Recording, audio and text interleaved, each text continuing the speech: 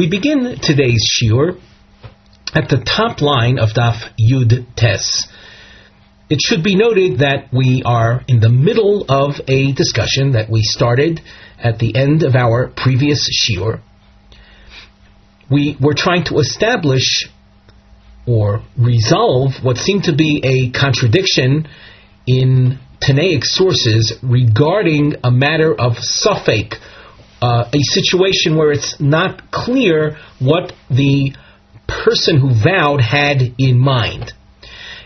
On the one hand, our Mishnah established safek, that stam nedarim machmir, stam meaning undefined nedarim.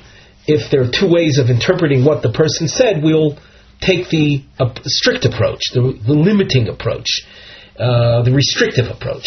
On the other hand, there was a Tanaic source that said safek nazirus lahakel, that if there's a doubt concerning whether or not someone is a nazir, and a nazir is an example of a neder, we go l'kula, we take the lenient approach.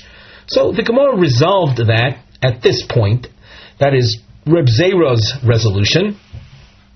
He's the first of a couple of approaches. The second approach you will see is featured as number 2 lower on our daf, where a second volcano trapezoid shape appears. But in the meantime, we're working with Rabbi Zera's resolution that one approach, one source is in accordance with Rabbi Ozer, and the other is in accordance with Rabbanan.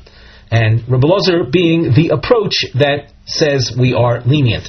And the idea that he expressed was that a person does not put himself into a situation of doubt. When a person accepts upon himself a vow, it's only that which is certain, not that which is, it will not take hold concerning something that is a matter of doubt. We continue now at the top line. Omar le Abaye. Abaye says to Rabbi Zera, and you'll note that we have a long question here. B'mai ukimta l'safek nazirus lahakel. According to whom did you establish the source that said that a matter of nazirus that is doubtful, we take the lenient approach? Kerebi Elazar. You said that that's in accordance with Rabbi Elazar. Amos Seifa. Continue reading that source and see what you see in the continuation. And we have a frame section. You can see that we have some dashed underlining, and let's just focus on that for the moment. It speaks about safek regarding bechoros, a safek, and it says ve'asurin begizav avoda. Without getting into the details at this very moment, but what you see here is the very source that spoke about safek nazirus lahakel. You see a matter of doubt concerning another area of halacha, restriction.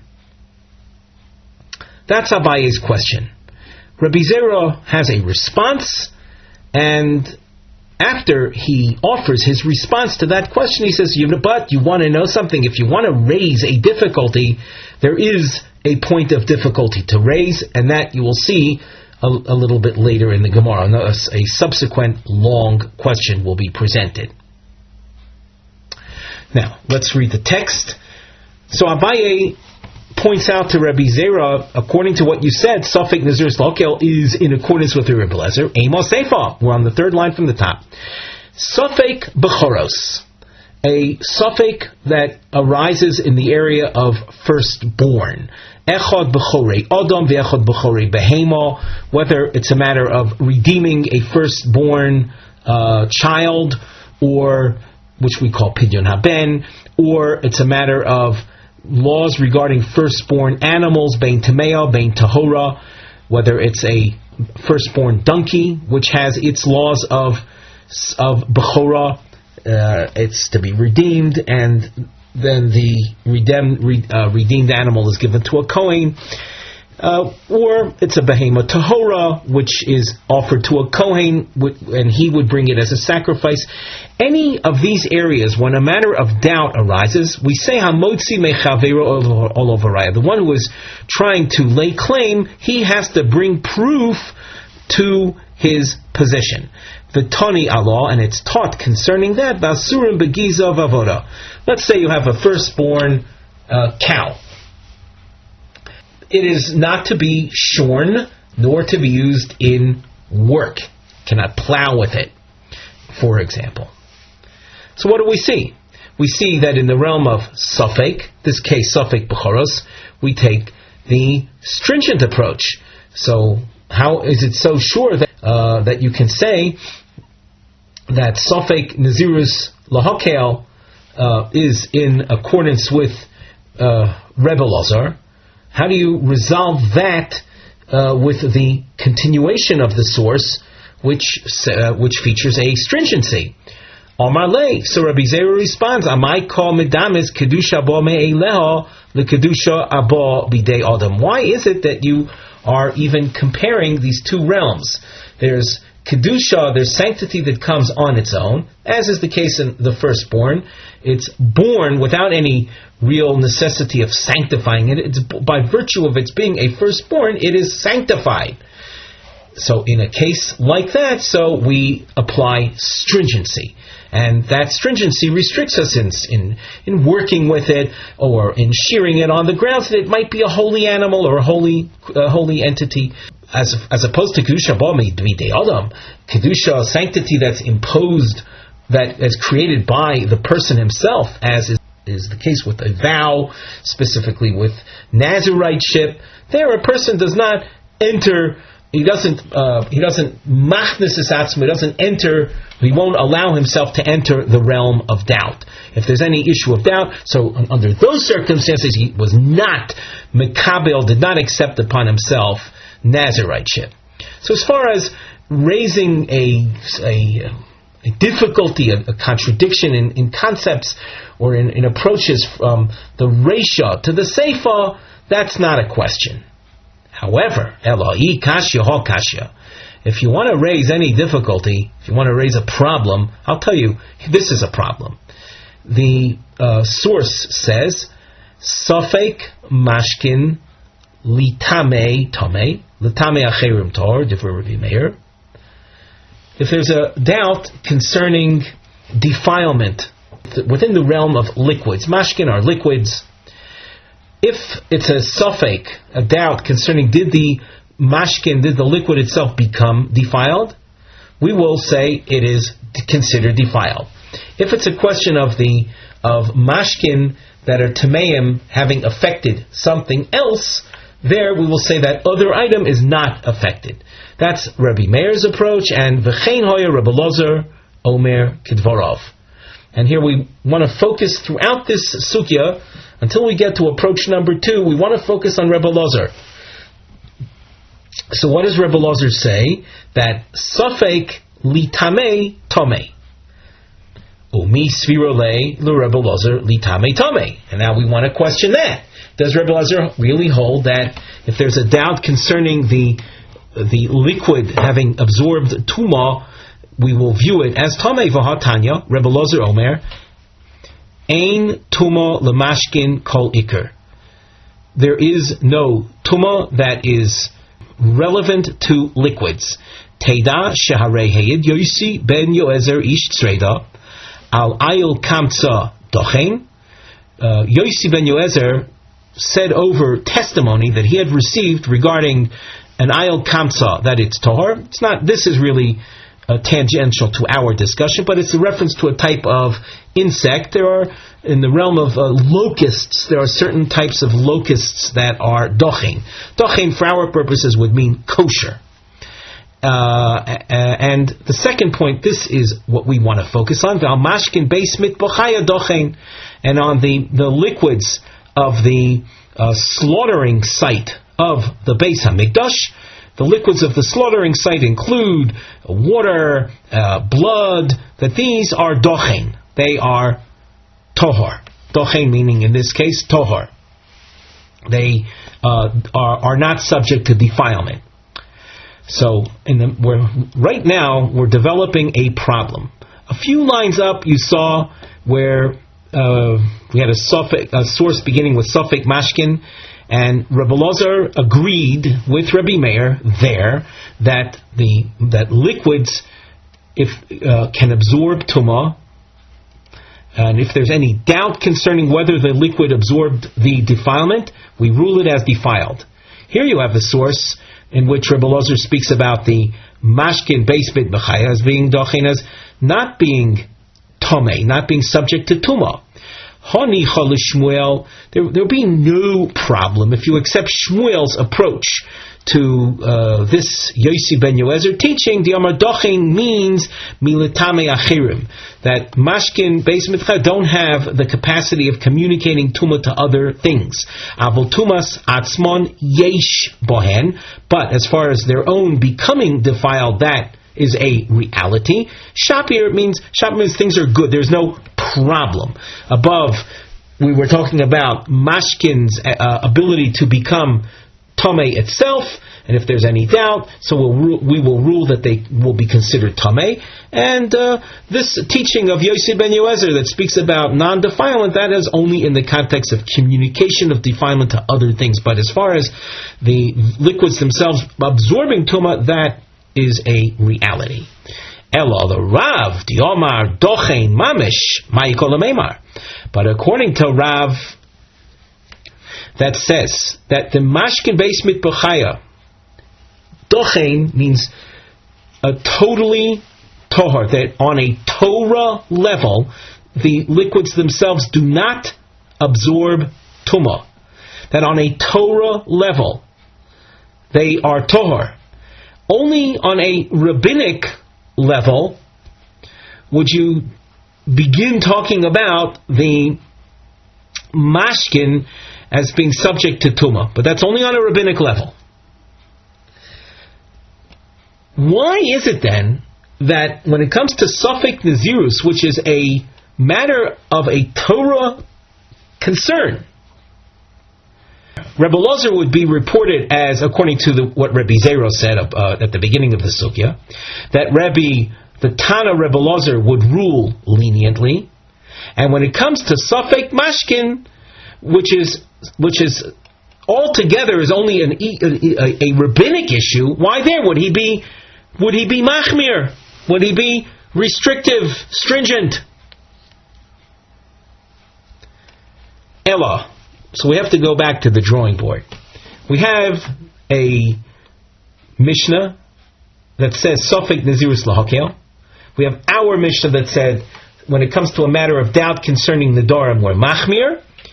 How do we resolve these two sources? So a second approach, Eloha Rabbi Yehuda, Vaha Rabbi Shimon.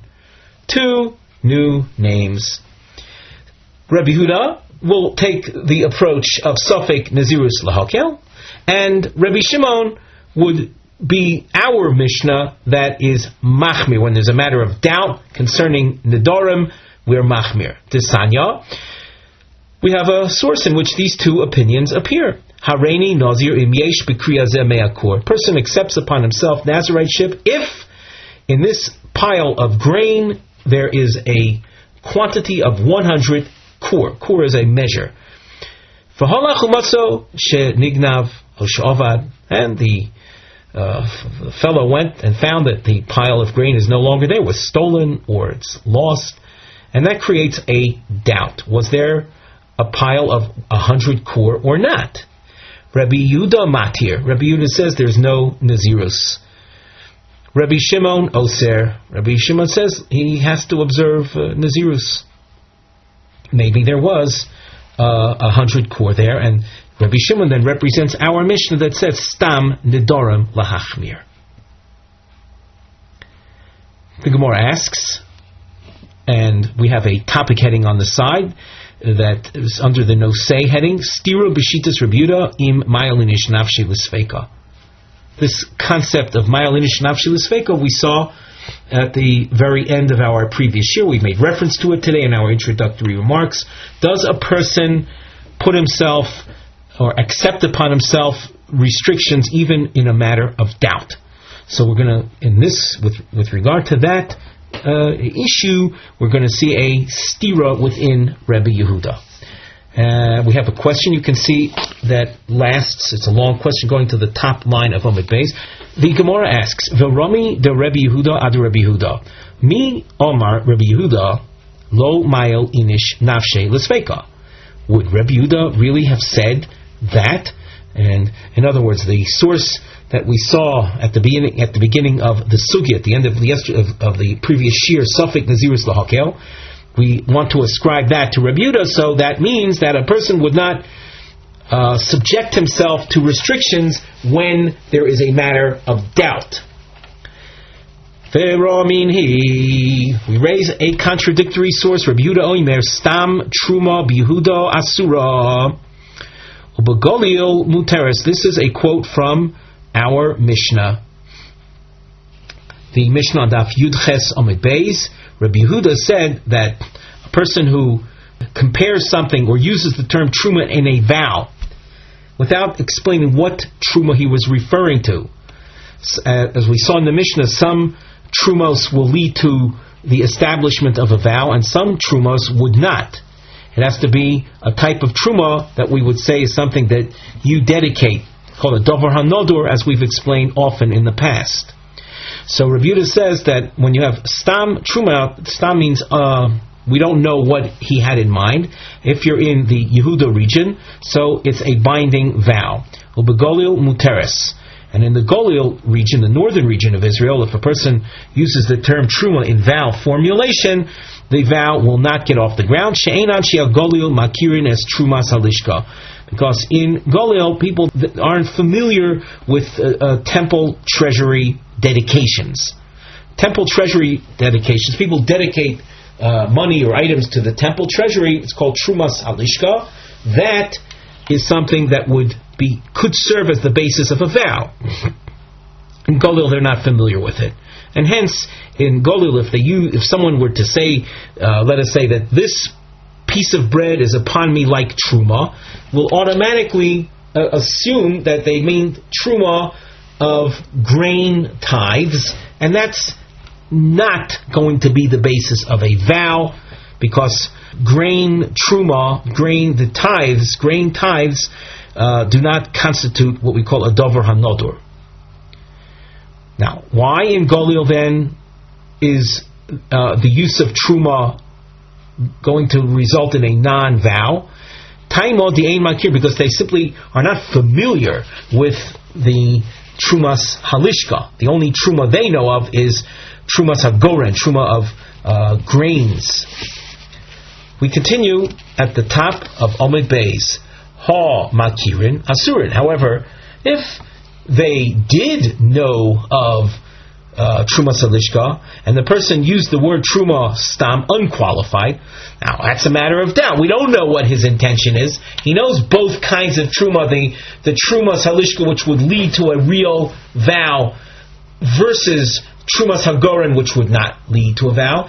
And if the people knew of both, and we don't know what his intention is, well, asurin, we're inferring here from the Seifa that the vow would take hold. So what do you see? You see that Rabbi Yehuda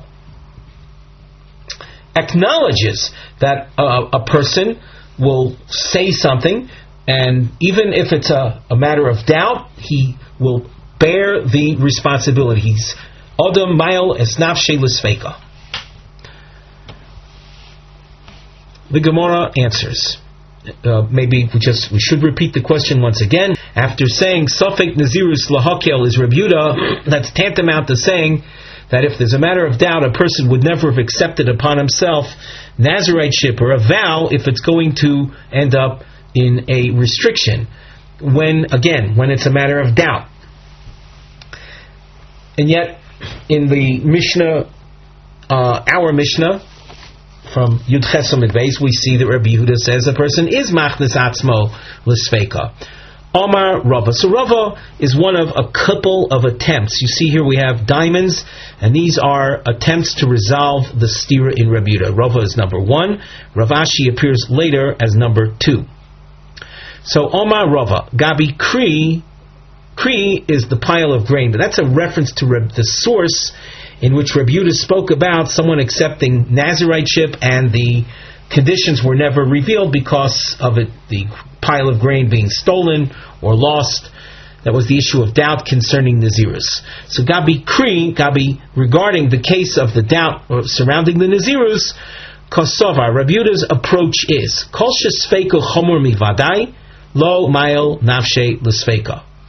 When the situation of doubt would end up being more restrictive, more severe than the situation of certainty, let's make things a little simpler.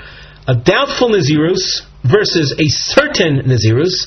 A person lo mayel nafshe l'sfeik, person will not enter the realm of doubt. And therefore Rabbi Yehuda says that when it comes to Nazirus, a person would never have accepted upon himself Nazirus if the circumstances were questionable, were doubtful. Person accepts Nazirus only when the conditions are certain. And why is that? Because the situation of doubtful Nazirus, as we'll see in a second, is more restrictive than a situation of definite Nazirus. As the Gemara explains, the ilu gabi nazir vadai megalech umevi korban v'nechal. A person who was a nazir, what happens? At the end of 30 days, he brings sacrifices, and after bringing even one of the 3 sacrifices, he is entitled to take. He has to take his nazir haircut, and the korban that he brings is eaten, and that's the way he exits the Nazirus period. V'al sfeiko, however, if the person was a doubtful nazir, lo motzi megaleach, he'll end up being unable to take the haircut, because in order to take the haircut, in order to have the hair, his body hair cut, he has to bring a sacrifice. But maybe he wasn't a nazir, and if he wasn't a nazir, how could he possibly bring a sacrifice? That would not be. It wouldn't be a sacrifice. It wouldn't be something he's obligated to bring. It would be an aveira to bring such an animal. It would be called chulin ba'azara. It would be the mundane brought into the temple courtyard, and that's something forbidden to do. So when there's a matter of doubt concerning Nazirus, if a person would be obligated to observe Nazirus restrictions because of the doubt, he'll never get out of his Nazirus period. The Gemara focuses on the haircut. He'll never be able to take a haircut. That will create a highly restrictive lifestyle for the gentleman. So at this point in the Gemara, you'll notice we have a bracketed section. The purpose of these brackets is to maintain the continuity of answers to resolve the stira in Rabbi Yehuda. So if we skip the brackets momentarily, Rav Ashi says, Hahi, the source where Rabbi Yehuda was matir by Nazirus, we say Sofek Nazirus lahakel, that is not Rabbi Yehuda's own opinion. That's Rabbi Yehuda mishum Rabbi Tarfani. That's Rabbi Yehuda quoting Rabbi Tarfon. That's not Rabbi Yehuda himself. So that in the Sofek Nazirus lahakel, that was the case where he would accept Nazirus if the pile of grain measured 100 kor, and then it turned out that the pile of grain was stolen, so they never found out how much there was. The person would not be bound. That was Rabbi Yehuda's approach. But that wasn't Rabbi Yehuda's own opinion. That was Rabbi Yehuda quoting Rabbi Tarfon. So that as far as raising a stira within Rabbi Yehuda, there's no question. Rabbi Yehuda himself, maybe just to complete that point of thought, Rabbi Yehuda himself, when it comes to a matter of doubt concerning korbanos, Rabbi Yehuda in fact is restrictive, as we saw with regard to the stam truma issue. But with regard to stam nazirus lahakel, that was Rabbi Yehuda quoting Rabbi Tarfon. Within the realm of Sofek Nazirus, we saw Rabbi Shimon as being, in fact, restrictive. But that would be then Rabbi Shimon, in effect, arguing with Rabbi Tarfon, as quoted by Rabbi Yehuda. we have a bracketed section that we turn back to, starting from 5 lines from the top. Omar le Rav Huna bar Yehuda l'Rava.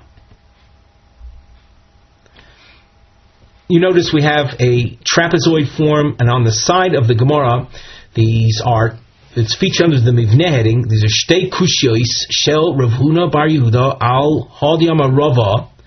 These are 2 questions of Rav Huna in the direction of Rava, who had said, the Benozir Hasofek Yoiser Chomor Min Avadai. Rava said that in the realm of Nazirus, the Sofek is more Chomor than the Vadai, and therefore he will not be a Nazir.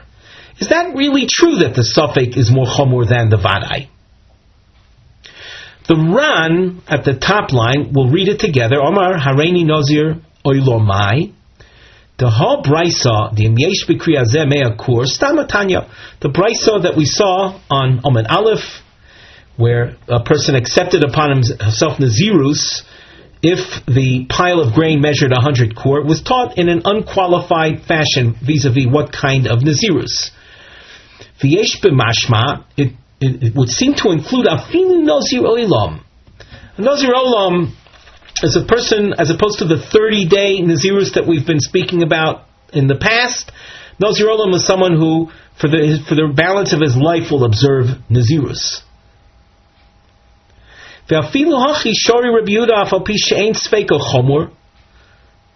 And even so, Reb Yehuda says that if the pile of grain was stolen, the person will not be a Nazir. Even though, in that case, the doubt is not more restrictive than the certain Nazirus. Taha, Vadai, Nami, Lo, Motzi, Megaleach. A Nazir Olam, who is a certain Nazir Olam, also does not take a haircut. So, that being the case, why is the Brisa saying that, according to Reb Yehuda, he won't be a Nazir under all circumstances? He will not be a Nazir, no matter what kind of Nazirus he was makabel on himself. And Rava had explained the reason he won't be a Nazir is because the Suffolk is more chomer than the Vadai. Well, according to Rava, what if the Suffolk is not more chomer than the Vadai? Then it would stand to reason he should be a Nazir. That's Rav Huna's question. Now we read it in the text. Omar le Rav Huna bar Yehuda le Rava. Omar, if a man would have said, Hareini Nazir Oilam, when accepting upon himself Naziriteship, he says, I want to be a Nazir Olam, a permanent Nazir. And the pile of grain was stolen. And he never found out whether there was 100 kur in there. What are you going to say then? Omar Le, Rava says, there too he won't be a Nazir at all, based on my rule. Nazir Olam Nami, Sfeiko Chomur Mivadai. Even within the realm of Nazir Olam, the situation of doubt would be more stringent than the situation of certain Nazir Olam. The Ilu Vadai, a person who is a real Nazir Olam, out of certainty, he knows that he's a Nazir Olam. The pile of grain was never stolen, let's say, and it measured 100 kur, using the example of the Brisa. So, a Nazir Olam Vadai, notice the leniency that he has. In the course of his Nazirus, when his hair gets very long, maybe uncomfortable, he has a right to mekel batar, means to lessen the hair burden, to cut part of the hair, and in order to do so, he'll have to bring the Nazir sacrifices. That will give him license to cut the hair, and the sacrifices are treated like regular Nazir sacrifices, and everything is fine and good. V'ilu Sfeiko, lo, if he were a Suffolk Nazir Olam, he wouldn't be allowed to do that. He wouldn't be able to be Mekel Sairo, because in order to Mekel Sairo, he would have to bring Korbanos, but he can't bring Korbanos. Maybe he's not a Nazir, and the animals he would bring would be Chulin Bazara, like we explained before. Well, what about the following? Omar Hareini Nazir Shimshon Mai. Now, Shimshon was a shofet, a judge in the time of the Shoftim period. In English, she's known as Samson. associated with a man of very great strength. He is a person that in his own lifetime he happened to be a Nazir, and he was not to take a haircut under any circumstances. So that in the realm of Nazir Shimshon, there's no difference between a Vadai versus a Safek. Just like the Vadai would not be able to take a haircut, even by bringing korbanos, so too the Safek doesn't have the ability to take the have the haircut. So why is it then that if he had accepted himself Nazir Shimshon and the grain was stolen, why would Rabbi Yehuda say he doesn't have to observe Nizirus? Amar Lei, Rava answers, Nazir Shimshon lo Tanya. Rava says there's no such thing as Nazir Shimshon. Shimshon became a Nazir, but because his mother had imposed the Nazirus on him, and one can look into the Tanakh for the entire story with the Malach, the angel, discussing this with his mother before his birth. Nazir Shimshon is not a classic case of Nazirus. It's not a function of someone. He was a Nazir, that's true. Shimshon, the historical figure Shimshon, was a Nazir. But there is no Tanaic source that talks about people accepting upon themselves that type of Naziriteship. So it doesn't exist.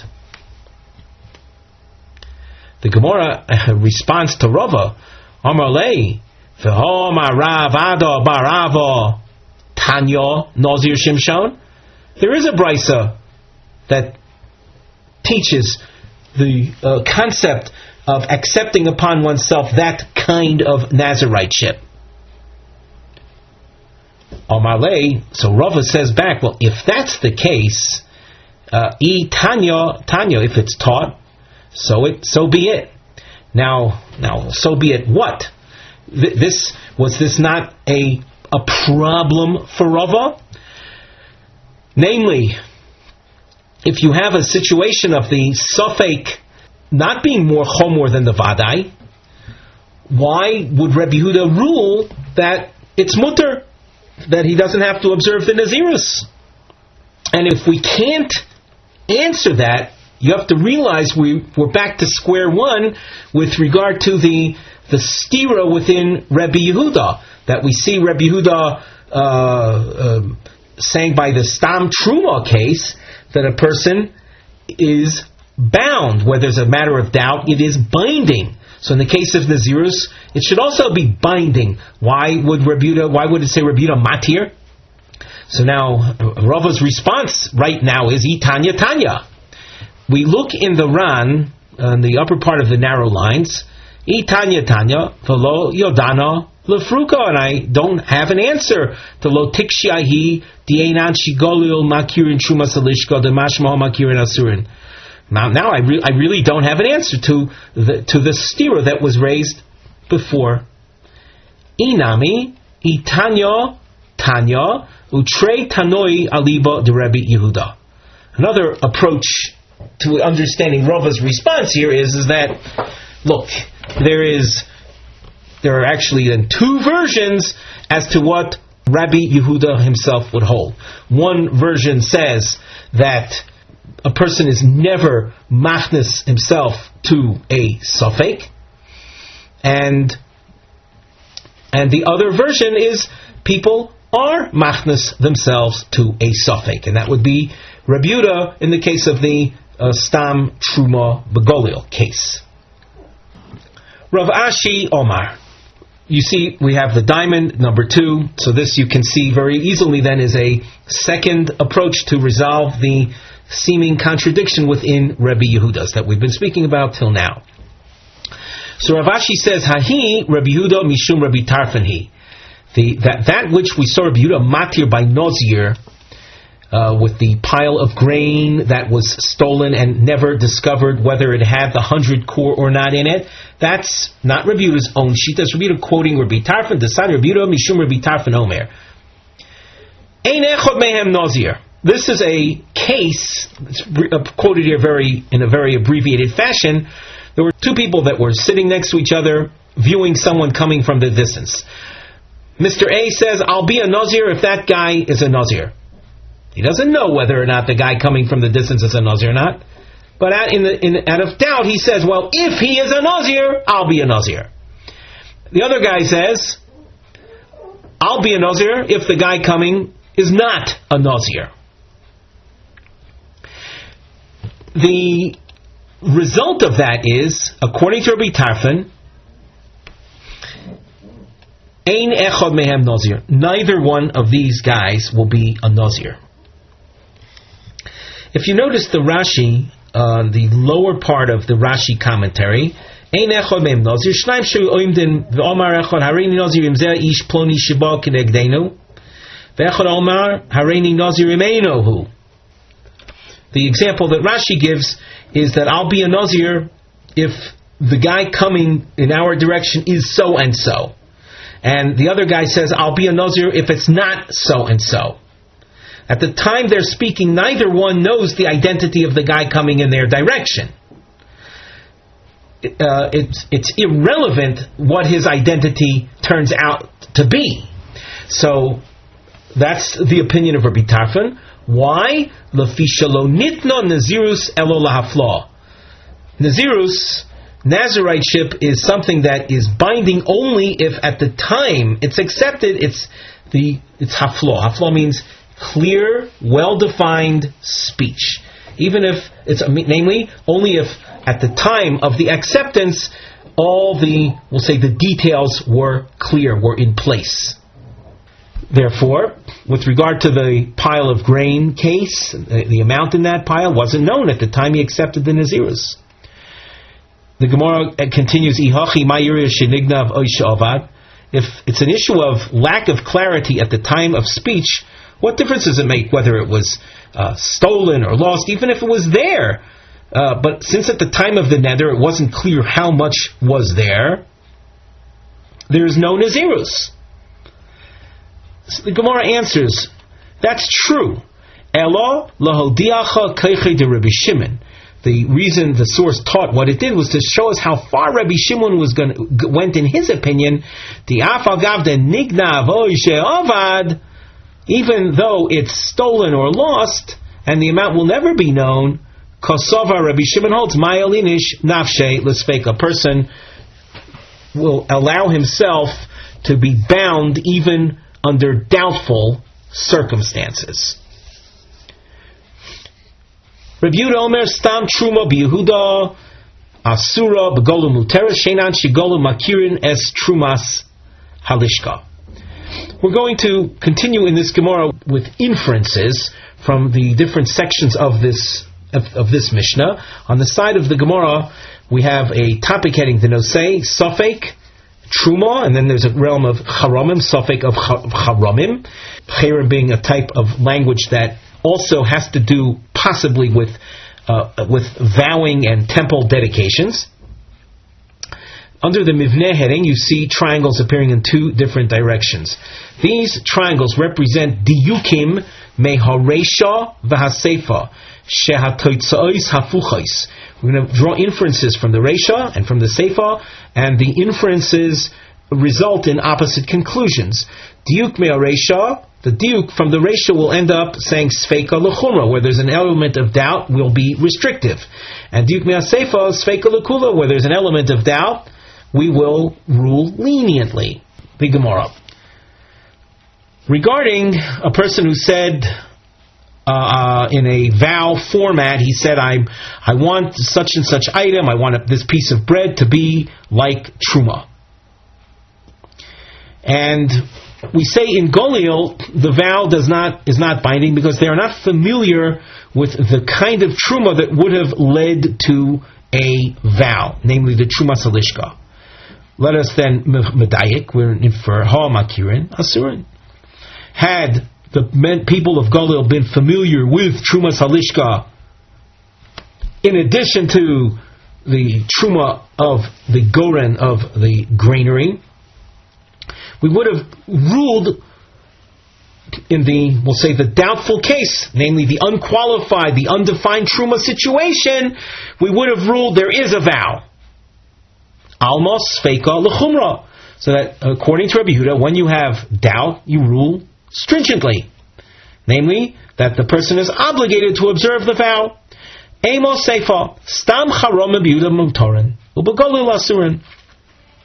The use of the word Cherem in Yehuda without any qualification is a non-vow, because in Yehuda they were very familiar with the Cherem of Kohanim. That's a dedication that one makes to Kohanim, that the item given to Kohanim, once it's in the hands of the Kohanim, is not considered something that's a Dover HaNodor.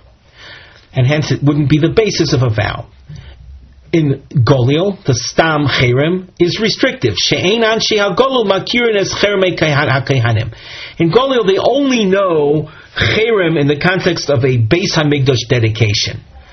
But, and they don't know, they're not familiar with the concept of dedications to Kohanim that we call Cheremei Kohanim. We infer, Makirin, had the people of Golil been familiar with Cheremei Kohanim, Mutorin, then the use of Cherem in Golil, without any qualification, would have led to Heter, meaning no vow. Almost Feika L'kula. So you see that when there's a matter of doubt, the unqualified use of the word Cherem, when both kinds of Haramim are known to the speaker, we would say you're not bound. So what do we see? We have a seeming contradiction then within Rabbi Yehuda. Omar Abaye, Seifa, the Seifa which resulted in Safek L'kula, is not Rabbi Yehuda at all. Rabbi Ozer, Rabbi Tzadok. It's a different Tana. It's Rabbi Ozer, Rabbi Tzadok. Desanya, Rabbi Yehuda Omer, Stam Truma B'Yehuda Asura. Rabbi Ozer, Rabbi Tzadok Omer, Stam Haramim B'Golil Asurin. What do we see here? We see that Rabbi Ozer, Rabbi Tzadok says that the Stam Cherem in Golil is Ozer. That's because they're not familiar with Cheremei Kohanim. But had they been familiar with Cheremei Kohanim, it would have been mutter. With that, we conclude our shiur for today.